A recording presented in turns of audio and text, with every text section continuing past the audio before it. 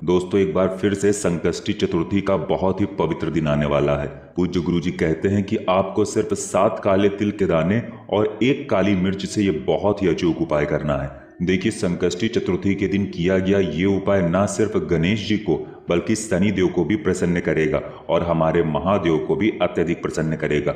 ये उपाय आपके जीवन के कष्टों को समाप्त करते हुए कर्ज की समस्या को भी धीरे धीरे खत्म कर देगा। तो चलिए जानते हैं इन खास उपायों को। देखिए, सबसे पहले तो आप लोग ये जान लीजिए कि जब हम काले तिल शिवलिंग में समर्पित करते हैं तो ये काले तिल हमारे पापों का क्षय करता है, यानी जाने अनजाने जो भी हमसे पाप हुए हैं उनका नाश करता है। और साथ ही साथ अगर कर्ज की वजह से हमारे जीवन में बहुत दिक्कत चल रही है, बहुत परेशानी चल रही है, तो उससे भी हमें बहुत ही जल्द मुक्ति मिलती है। अब देखिए, इस उपाय के लिए आपको सबसे पहले जरूरत पड़ेगी 7 काले तिल के दानों की। आपको पहले भी बताया गया है कि शिवलिंग में सिर्फ काले तिल के दाने ही समर्पित करने होते हैं। सफेद तिल भगवान विष्णु में समर्पित किए जाते हैं, इसलिए आपको सिर्फ 7 काले तिल के दाने ले लेने हैं। फिर इसके बाद आपको ले लेना है 1 काली मिर्च और साथ ही साथ आपको एक तांबे के पात्र में या स्टील के पात्र में जल ले लेना है। देखिए, गुरुजी कहते हैं कि आप लोग शिवलिंग में अगर रोज काले तिल ना समर्पित कर पाएं तो कोई समस्या नहीं,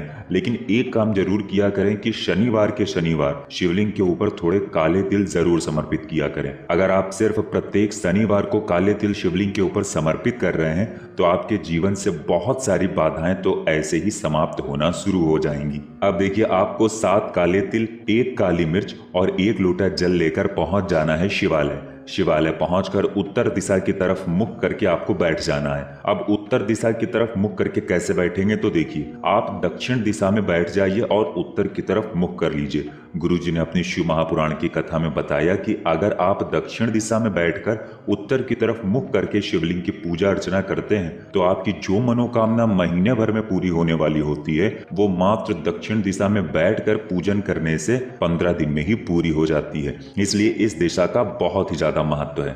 अब आपको शिवलिंग के सामने बैठकर 7 काले तिल के दानों में से एक एक काले तिल का दाना उसी 1 लोटे जल में डालते जाना है। सबसे पहले 1 काले तिल का दाना डालिए और श्री शिवाय नमस्तुभ्यम या ओम नमः शिवाय बोलिए। फिर दूसरे काले तिल का दाना डालिए और ओम नमः शिवाय या श्री शिवाय नमस्तुभ्यम बोलिए। ऐसे करते करते आप 7 काले तिल के दानों को उस जल में डाल देंगे, लेकिन ये कार्य आपको शिवलिंग के सामने ही करना है। अब ये जल जो आपने 7 काले तिल डालकर तैयार किया है, इसको धीरे धीरे शिवलिंग के ऊपर समर्पित कर देना है। लेकिन ध्यान रखिएगा कि जल समर्पित करते समय आपको लगातार श्री शिवाय नमस्तुभ्यम मंत्र का जाप करते रहना है। जल समर्पित करने के बाद बाबा से अपने जीवन में चल रही समस्या को दूर करने के लिए प्रार्थना करनी है। आपके जीवन में जो भी कर्ज की समस्या चल रही है उसको दूर करने के लिए बाबा से निवेदन करना है। अब देखिए, ये जल में पड़े हुए काले तिल जब आप शनिवार के दिन शिवलिंग में इस विधि से समर्पित करते हैं तो इससे हमारे महादेव तो प्रसन्न होते ही हैं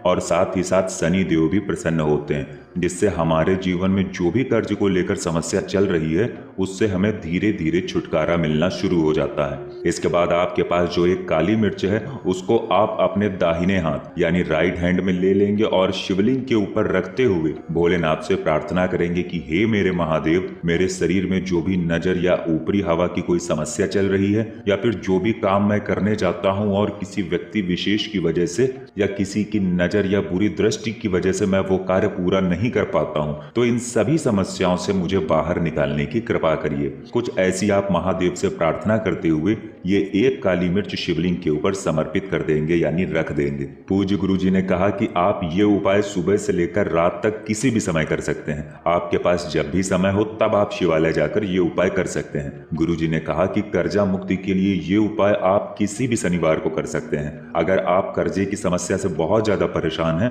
तो फिर आप 5 शनिवार लगातार इस उपाय को कर सकते हैं। इसी के साथ पूज्य गुरुजी ने एक बहुत ही विशेष बात बताई।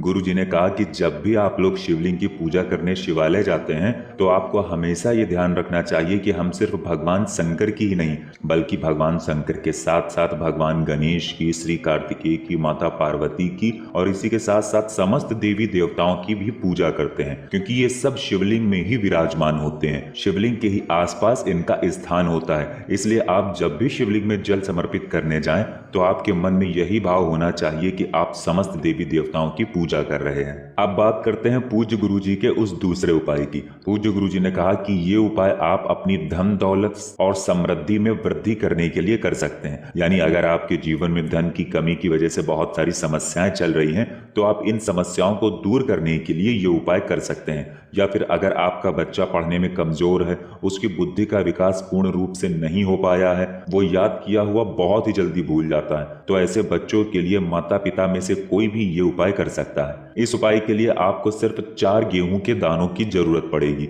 और साथ ही साथ 1 लोटे जल की जरूरत पड़ेगी। जल आप किसी भी पात्र में ले सकते हैं। अगर आपके पास तांबे का पात्र है तो उसमें ले सकते हैं, नहीं तो स्टील या अन्य किसी भी धातु के पात्र में आप जल ले सकते हैं। अब ये दोनों सामग्री लेने के बाद आपको पहुंच जाना है शिवालय। देखिए, आप लोग 4 गेहूं के दाने जल में नहीं डालेंगे, गेहूं आपको अलग से ही ले जाना है। अब आपके पास जो 1 लोटा जल है उसको शिवलिंग में धीरे धीरे समर्पित कर देना है। लेकिन समर्पित कैसे करना है, तो देखिए, सबसे पहले शिवलिंग में जो श्री गणेश जी का स्थान होता है वहां पर थोड़ा सा जल आपको समर्पित कर देना है। फिर इसके बाद श्री कार्तिकेय जी का जो स्थान होता है वहां पर थोड़ा जल समर्पित कर देंगे। फिर माता अशोक सुंदरी वाले स्थान पर थोड़ा सा जल समर्पित कर देंगे और फिर माता पार्वती के हस्त कमल पर थोड़ा सा जल समर्पित करने के बाद जो जल बचा है वो पूरा का पूरा जल शिवलिंग के ऊपर समर्पित कर देंगे। फिर सबसे आखिर में थोड़ा सा जल नंदी महाराज के ऊपर समर्पित कर देंगे। अब आपके पास 4 गेहूं के दाने बचे हैं। आपको इन 4 गेहूं के दानों को ऐसे सूखा समर्पित नहीं करना है,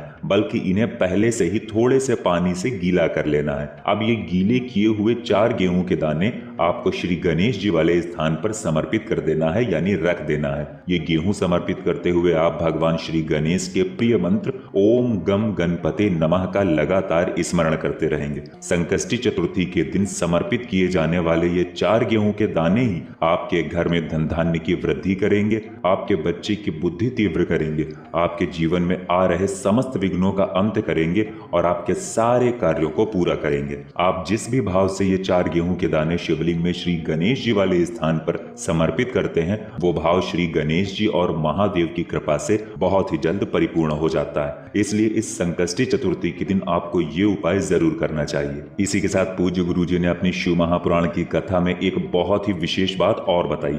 गुरु जी ने कहा कि जो व्यक्ति कभी भी मंदिर नहीं जाता है, 1 लोटा जल नहीं चढ़ाता है, 1 बेलपत्र शिवलिंग में समर्पित नहीं कर पाता है, या फिर मंदिर के शिखर के दर्शन भी नहीं कर पाता है, गुरु जी ने तो यहाँ तक कहा कि अगर वो व्यक्ति आज तक किसी पवित्र नदी में स्नान भी नहीं कर पाया हो, लेकिन अगर ऐसा व्यक्ति भूल से भी शिव महापुराण के पंडाल में बैठकर सिर्फ 10 मिनट की शिव महापुराण की कथा सुन लेता है, तो गुरुजी कहते हैं कि उस व्यक्ति का कल्याण हो जाता है। इतनी अधिक महिमा है इसकी कि शिव महापुराण की कथा के पंडाल में बैठकर सिर्फ कथा सुन लेने मात्र से ही उस व्यक्ति को समस्त तीर्थों में स्नान करने के बराबर पुण्य की प्राप्ति हो जाती है।